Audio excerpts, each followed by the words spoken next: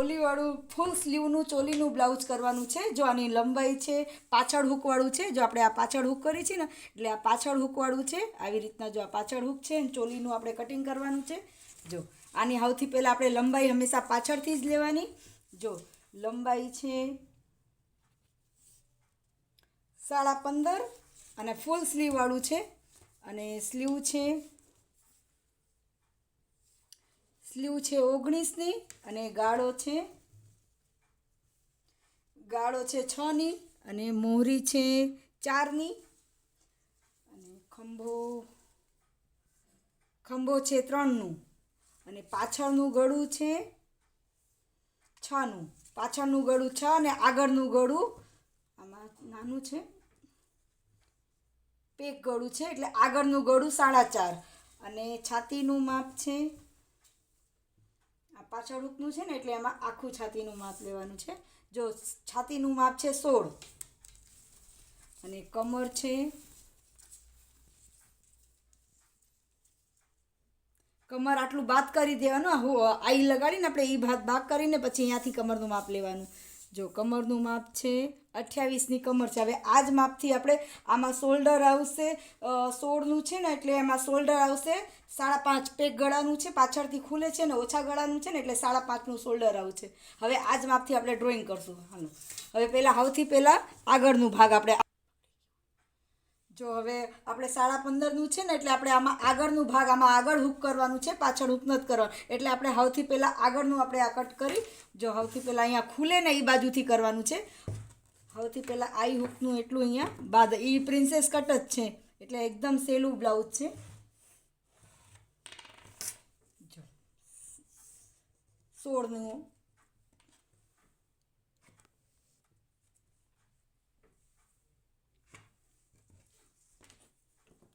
હવે આટલું આપણે આ લાઈન કરીને પછી અહીંયાથી 5.5નું શોલ્ડર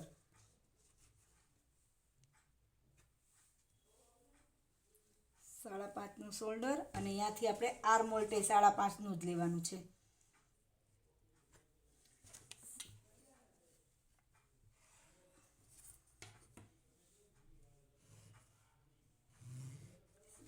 હવે અહીંયાથી આપણે ચેસ્ટનું માપ લેશું। ચેસ્ટ છે 16 એટલે એનું અડધું થાય 8 અને એમાં આપણે અડધું ઇંચ વધારીને ટક્સનું 8.5 અને નીચે 8.5 અને 2 થી 3 ઇંચ વધારાનું।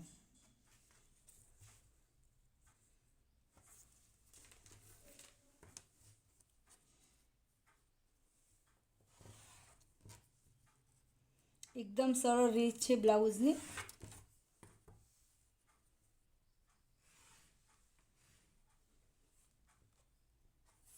અને હવે અડધું ઇંચ અહીંયાથી અંદર આ આર્મ મોલ્ટ છે ને અહીંયાથી અડધું ઇંચ અંદર લેવાનું। અડધું ઇંચ આપણે અંદર લીધું ને અહીંયાથી આપણે ક્રોસમાં એક લીટી કરવાની। ક્રોસમાં લીટી કરીને અહીંયાથી આપણે ખંભાનું માપ 3 છે એટલે 3નું ખંભો અને અડધું ઇંચ ક્રોસ અને આપણે અહીંયાથી જોઈ લેવાનું। જો આ 5નું થઈ ગયું ને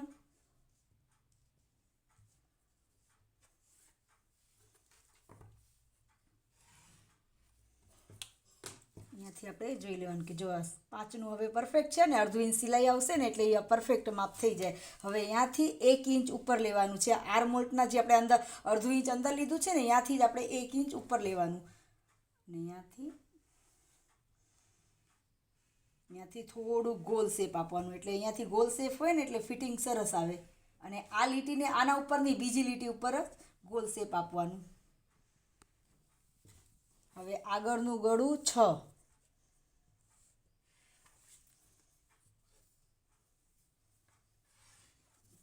અહીંયાથી આ ખૂણા બાજુથી જ 1 ઇંચ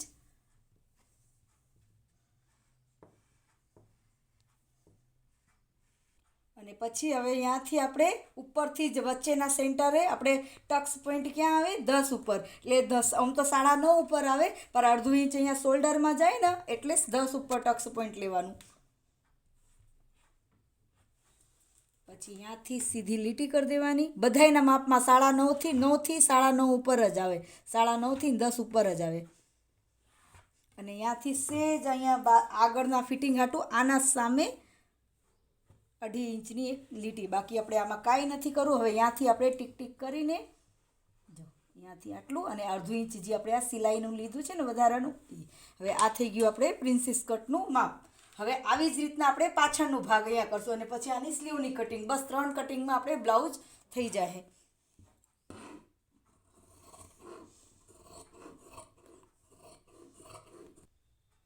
જો આપણે આ આગળનું જ ભાગ જે આપણે કટ કર્યું છે ને આ જ ભાગને આપણે અહીંયા આપણે સેટ કરીને મૂકી દીધું છે. જો આવી રીતના આને મૂકી દીધું છે. આ ઘડી બાજુ મૂકવાનું. આ ઘડી છે ને એ ઘડી બાજુ મૂક્યું છે અને અહીંયાથી જ્યાંથી આપણે અડધું ઇંચ ને 1 ઇંચ લીધું ને ત્યાંથી જ આપણે ખાલી આમાં એટલું જ ફેરફાર કરવાનું છે. ત્યાંથી 1.5 ઇંચ ઉપર લઈ લેવાનું છે. જો આ 1.5 ઇંચ ઉપર લીધું છે ત્યાંથી શેપ આપીને અને પછી આવી રીતના કટ. હવે આમાં પાછળનું ગળું આમાં છે પાછળનું ગળું 6નું છે એટલે અહીંયા જો 6 ઉપર ટીક કરીને ત્યાંથી 3 ઉપર કરી દેવાનું. હવે એમાં આપણે જી શેપ આપવું હોય મટકા ગળા જી ગળાનું શેપ આપવું હોય ને અને ત્યાંથી આપણે ખંભાનું માપ. ખંભો છે 3.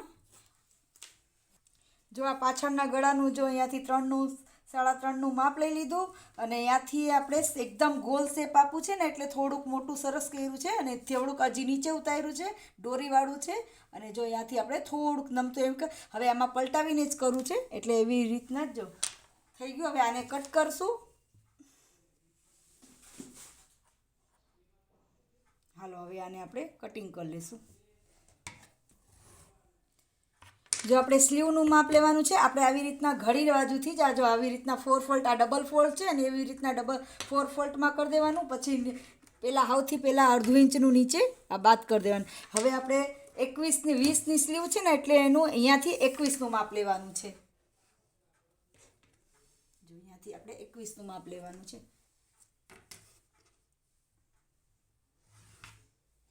હવે અહીંયાથી ઉપરથી આ ફૂલ સ્લીવ છે એટલે હે ને એમ તો 3.25 હોય 6નો ગાળો હોય તો પર આ ફૂલ સ્લીવ છે ને એટલે 3.5 જ ઉતરવાનું છે એટલે ગાળો ખેંચાય નહીં.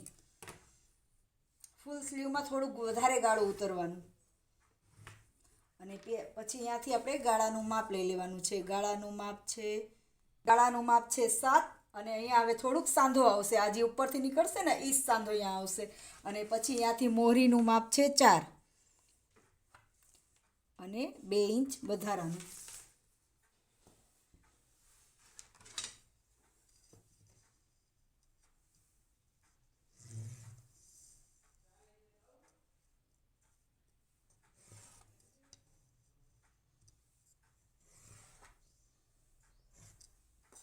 હવે આટલું જે ઉપરથી નીકળશે ને એ જ આપણે અહીંયાથી સાંધો આવશે. જો અહીંયાથી આપણે અહીંયાથી ગાળાનું શેપ આપી દીધું. ત્યાંથી તમને આ શેપ દેતા ન આવડતો તો ત્યાંથી 2 થી 2.5 ઇંચનું મૂકી દેવાનું અને પછી ત્યાંથી આપણે આમ ટીક ટીક કરીને ત્યાંથી અને અડધું જ ઇંચનું ત્યાંથી આપણે ઉપર થોડુંક લઈ લેવાનું આવી રીતના. જો આ થઈ ગયું આપણે એકદમ પરફેક્ટ સ્લીવનું. આમાં ખેંચાય નહીં. જો આ આપણે આ થઈ ગયું. હવે ત્યાંથી કટ અને હવે જે આ ભાગ આપણે નીકળ્યું છે ને આ કટિંગનું આ જ ભાગ આટલું જ સાંધો આવી જાય. જો હવે આ સાંધો નહીં ને જો આવી રીતના જેટલું આ છે ને એટલું જ આ અહીંયાથી આપણે જોઈન્ટ કરશું. જો આને ત્યાંથી આપણે જોઈન્ટ કરશું એટલે એમાં 3 ઇંચ વધારે રાખ્યું ને આ સાંધો અહીંયા જોઈન્ટ કરશું તો એટલું આ વધારે થઈ જાય. ત્યાંથી પછી એટલું આપણે ક્રોસમાં કરી દેવું. ત્યાંથી પછી ક્રોસનું કરી દેવું. હવે આનું મેન કપડું છે. જો આવી રીતના મેન કપડું છે. આમાં ઉપર આમાં સેટ કરીને આના ઉપર આમાં સેટ કરવાનું આ કાપડમાં. જો આના ઉપર આમાં સેટ કરીને આખું કટિંગ કરવાનું અને આમાં કફ અટેચ કરવાનું. અને મારી વિડીયો ગમે તો લાઈક કરજો, સબસ્ક્રાઈબ કરજો, શેર કરજો, કમેન્ટ કરજો. જય શ્રી કૃષ્ણ.